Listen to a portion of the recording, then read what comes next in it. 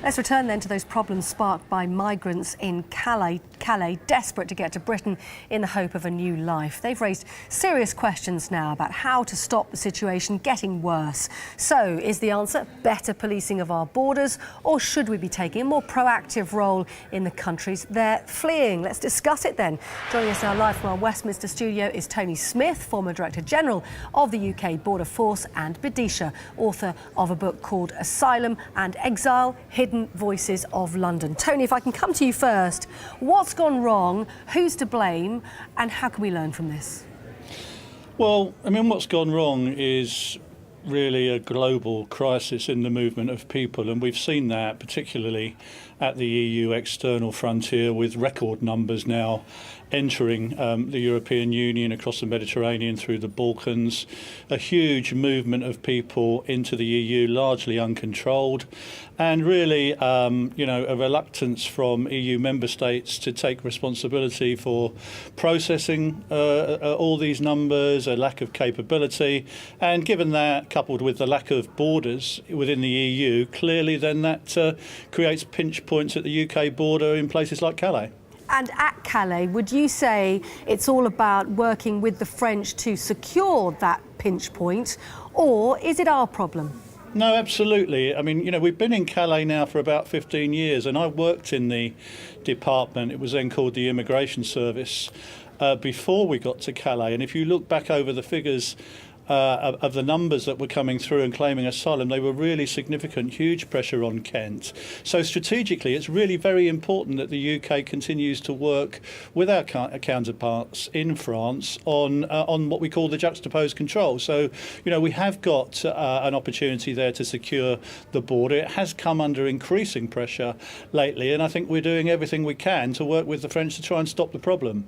Bidisha, can I ask you now, I know you favour a more humanitarian approach, and I think many people would agree with you, but in terms of border controls, what do you think would be the solution? I think that we have to see this, as you imply, as a humanitarian issue, and so my response would be a humanitarian one. I would like to see all of the EU member states, exactly as Tony implies, pulling together and using their resources not for the militarization and intimidation of these refugees who are, as we've all said, fleeing terrible conditions, but for better reception conditions, a transformation of the detention system so that people are not intimidated and feel as though they've been militarized or criminalized. At the end of the day, it is legal to seek asylum. That is written into human rights law. And it frightens me to see that we have these intimidation tactics going on. Yes, of course, there's a pinch at Calais because you hit a border and that's the English Channel. But the response has to be to see these people as human beings and refugees. This is not really about migration as such. If we are talking about refugees, and we've seen some migrant profiling which has suggested probably 1 in 6 are genuine refugees from war-torn regions, the rest are economic migrants. We'll talk about those in a moment. But as far as the refugees are concerned, why, as you mentioned EU law on this issue, aren't they claiming asylum in their first safe port of call, in this case France? I think that what happens is that we have a very punitive approach, and there are many reasons why you wouldn't claim asylum in the first place you go to. Yes, you can say, well, it's your duty to claim asylum in the first place you go, but there are considerations. Imagine that you are fleeing a war-torn zone. You go to a place where you can speak the language, where you feel that you have skills which are going to translate, where you can genuinely build a life. I think there's also a case, as Tony rightly says, that there isn't a cohesive response across the EU states to what to do with refugees. So you're being dealt with in very different ways. You're encountering many different levels of resistance and pushback and assistance. But I think that the thing we have to say really is, if you look at the UN's Refugee Council, 86% of all refugees are in developing countries. So this is not proportionally a crisis point, although in terms of the history, yes, there are more refugees than there were before. But to put it into perspective, in 2014, there were only 30,000 applicants for refuge and being recognised as a refugee to the UK, of which really only about a third were accepted. These are very small numbers.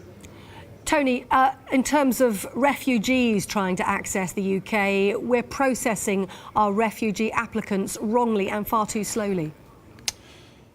Well, I mean, it is hugely resource intensive to process an asylum claim. And as I say, harping back to lessons from history, but I mean, if you look back at the asylum intake figures in the UK, it's about 82,000 in 2002.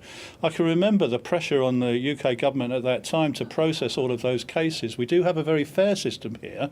People are given the opportunity to present their case.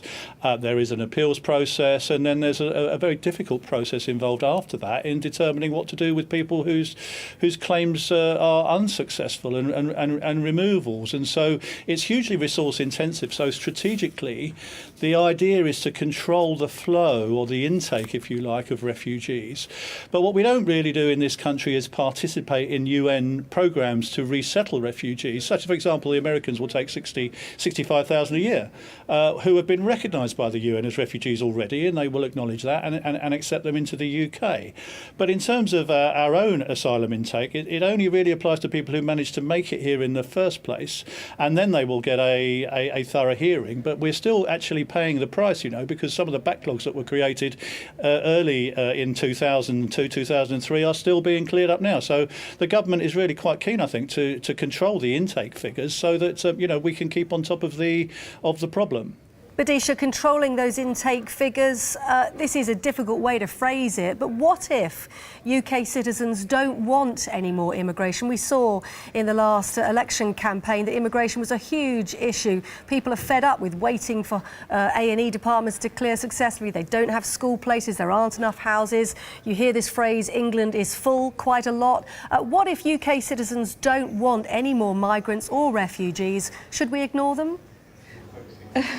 I think that perhaps we should. I like your raft of arguments because, believe me, I've heard all of them. Yes. I think the answer is to smash some of the myths and the lies that exist very much in the media and at the sort of top level of political rhetoric about refugees and asylum seekers and migrants, all of which get conflated in together. As I mentioned, those very low figures, 30,000. Well, these are people's real experiences. People contact us at Sky News and they tell us what their real life experiences are. We don't reflect our views, of course. No, absolutely. And of course, that's what they feel. But there's a shortage of housing because the government is not paying money into building family housing. If you look at the houses that refugees and asylum seekers are housed in, we're talking about families, multiple families in one house.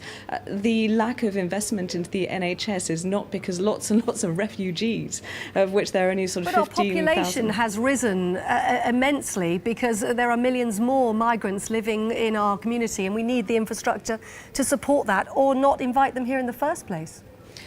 That's the thing. I don't accept any of that, and indeed it's not true. For all of those people who are worried about the idea that Britain is full, there are too many asylum seekers and refugees, they're taking from the state. Asylum seekers are not entitled to taking any money from the public purse at all. And all I would say is go onto the UN refugee website and everything will become clear. Because I think this is about scapegoating foreigners and people who are different and other from us, whose life stories we don't understand. It's understandable. That is human nature. And it tends to happen at times of domestic economic instability. But it's very ugly. Badisha, thank you for talking to us, and thank you to Tony Smith, former Director General of the UK Border Force. Now, it's a comedy festival that's helped wannabe stars become household names.